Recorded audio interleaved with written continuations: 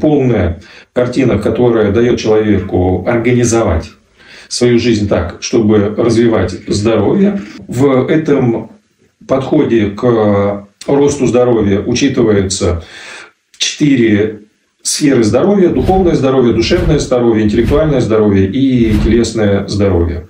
В каждой из сфер есть дисциплины, которые способствуют росту здоровья. Чтобы духовное здоровье росло, надо, чтобы воля здоровела и креация здоровела. Чтобы в душевной сфере здороветь, нужно, чтобы любовь здоровела и нравственность здоровела.